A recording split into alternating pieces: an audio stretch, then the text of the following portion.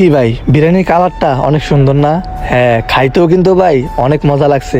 তো কিভাবে বিরিয়ানিটা রান্না করলাম চলেন আজকে আপনাদেরকে দেখাই রেসিপিটা। প্রথমেই ভাই আমি যে পাতিলে বিরিয়ানিটা রান্না করব সেই পাতিলটা ভালো মতো ধুয়ে এখানে পরিমাণ মতো তেল ঢেলে নিচ্ছি। তারপর এখানে দেখতে পাচ্ছেন এই যে তেজপাতা, দারচিনি সহ আর প্রয়োজনীয় কিছু মশলা আমি দিয়ে দিলাম। তো এগুলাকে একটু হালকা পরিমাণে ভেজে নিব, এখান থেকে একটা এক্সট্রা ফ্লেভার আসবে। এই ভিডিও দেখে হয়তো অনেকে ভাবতে পারেন কি সাইফুল ভাই কি আবার রাঁধুনি হয়ে গেল নাকি? না ভাই, আমার ভিডিও যারা প্রথম থেকে দেখে তারা কিন্তু অবশ্যই জানে আমি কিন্তু অনেক আগে থেকেই দেশে থাকতেই টুকটাক রান্না বান্না পারি, আর রান্না বান্নার প্রতি আমার অনেকটাই ভালো লাগা কাজ করে। তো দেশে থাকতে কিন্তু বন্ধু বান্ধবের সাথে অনেকবার এরকম বিরিয়ানির পার্টি করছি এবং সেগুলোর ব্লগ কিন্তু আমি আপলোড করতাম। তো যাই হোক, এই যে দেখতে পাচ্ছেন আজকে অনেকদিন পরে আবারও প্রবাসীদের সাথে বিরিয়ানি রান্না করতেছি ইফতারের জন্য। তো এই যে এখানে আমি সব কিছু দিয়ে দিলাম, মশলাগুলো আপনারা দেখে নেবেন। তো তারপরে এই যে মশলাগুলো কষানোর পর আমি এখানে গরুর মাংস অ্যাড করে দিতেছি। আজকের বিরিয়ানিটা অবশ্যই গরুর মাংস দিয়ে রান্না করব। তো বিরিয়ানির যে মাংসগুলো সেগুলো কিন্তু খুবই ছোট ছোট করে কেটে নেবেন। তারপর এই যে দেখতে পাচ্ছেন মশলাগুলোর সাথে ভালোভাবে মিক্স করে আমি একটু ঢাকনাতে ঢেকে দিছি। আর গরুর মাংসের সাথে অবশ্যই আপনার হালকা পরিমাণে পানি দিবেন, তা না হলে কিন্তু পানি বেশি হয়ে যাবে। তো অন্যদিকে দেখতে পাচ্ছেন এই যে পোলাও চাউলগুলো কিন্তু আমি ধুয়ে নিচ্ছি, আর এদিকে কিন্তু আমার মাংসটা খুব ভালোভাবে কষানো হয়ে গেছে। তো মাংসটা দেখতে পাচ্ছেন উপরে তেল চলে আসছে, তার মানে মাংসটা সিদ্ধ হয়ে গেছে, কষানো হয়ে গেছে। তো এখন এই মাংসগুলোকে আমি দেখতে পাচ্ছেন নামাই নিচ্ছি, আর মাংসের যে ঝোলটা থাকবে ওই ঝোলটার মধ্যে আমি চাউলটাকে আবার হালকা একটু ভেজে নিব। তো চাউলটা কিন্তু আপনারা অন্তত 15 মিনিট আগে ধুয়ে রাখবেন, চাউলটা যেন একদম শুকিয়ে যায়, তাহলে কিন্তু বিরিয়ানিটা একদম ঝরঝরে হবে। তো এই যে দেখতে পাচ্ছেন চাউলটাকে এখন আমি পাতিলের মধ্যে ঢেলে নিলাম। তো এখন এটাকে পাতিলের মধ্যে আমি হালকা একটু ভেজে নিব, তারপর এখানে আমরা পানি দিব। তো এই যে পানি দেওয়ার পর কিন্তু আমি সাথে সাথে বিরিয়ানির মশলাগুলো অ্যাড করে দিলাম, আর বিরিয়ানির মশলাগুলো দেওয়ার পরে আপনি মাংসগুলো দিয়ে দিবেন।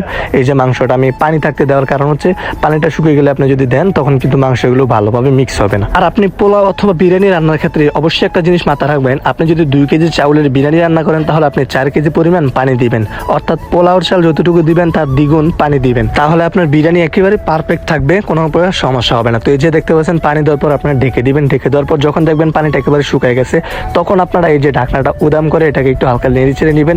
নাড়া ছাড়ার পর তারপর এটাকে চুলার আঁচটাকে একেবারে ডিম করে দেবেন। ডিম করে এটাকে কমপক্ষে আপনি আধা ঘন্টা দমে বসে রাখবেন। আধা ঘন্টা দমে বসে রাখলে হয়তো আমার মতো আপনারা এভাবে উপরে পলিথিন অথবা যে কোনো কিছু দিয়ে রাখতে পারেন, তাহলে আরও ভালো হয়। আধা ঘন্টা পরে দেখবেন আপনার বিরিয়ানি ফাইনালি হয়ে গেছে। তো এই যে দেখতে পাচ্ছেন আমাদের বিরিয়ানি, আর বিরিয়ানির লুকটা কতটা সুন্দর। তো এইদিকে দেখতে পাচ্ছেন এই যে সালাদ, এই সালাদগুলো দিয়ে কিন্তু আমরা বিরিয়ানি খাবো। তো অন্যদিকে কিন্তু ইফতারের খুবই অল্প সময় বাকি আছে। তো রান্না শেষ করে আমি এই যে গোসল করে চলে আসছি।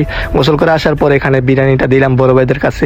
তো এখন বিরিয়ানিটা সবাইকে বন্টন করে দিবে। এই যে দেখতে পাচ্ছেন প্লেটে অল্প অল্প করে সবার ভাগে ভাগে আমরা নিয়ে নিচ্ছি যার যতটুকু পরিমাণ। তো ইফতারে কিন্তু খুবই অল্প সময় বাকি আছে। তো এই যে দেখতে পাচ্ছেন আমরা কিন্তু খাবার খাচ্ছি পলিথিনে, এটাকে সৌদি আরবে বলে সোফরা। আর সৌদি আরবে কিন্তু ভাই এমনই, সৌদি আরবের আপনি যত ধনী গরিব সবাইকে বলেন তারা সবাই এভাবে বেশিরভাগ খাবার খায়। তো যাই হোক, এদিকে আজান দিয়ে দিল। আজান দেওয়ার পর আমরা সবাই পানি মুখে নিলাম, খেজুর মুখে নিলাম, তারপরে যে বিরিয়ানিগুলো সবাই খাওয়া স্টার্ট করে দিলাম বিসমিল্লাহ বলে। তো সবাই খাচ্ছে, আলহামদুলিল্লাহ অনেক ভালো ভালো রিভিউ দিচ্ছে, সবাই বলছে যে বিরিয়ানিটা অনেক ভালো হয়েছে। তো আসলে আমি যখনই বিরিয়ানি অথবা যে কোনো জিনিস রান্না করি তখন নিজের প্রতি অনেকটা বিশ্বাস রাখি যে আমি এই রান্নাটা করতে পারবো। তো তাহলে কিন্তু আপনার রান্নাটা খুব ভালো হবে। সবচেয়ে বড় জিনিস হচ্ছে নিজের প্রতি বিশ্বাস এবং কনফিডেন্স রাখবেন। তো আশা করবো এই ভিডিওটা দেখে সবার ভালো লাগছে। অনেকদিন পর একটা ব্লগ ভিডিও আপলোড দিলাম, সবাই আশা করি শেয়ার করে দিবেন, অন্যকে দেখার সুযোগ করে দিবেন। আসসালামু আলাইকুম, ইনশাল্লাহ দেখা হবে আবার পরবর্তী ব্লগ ভিডিওতে। আল্লাহ হাফেজ।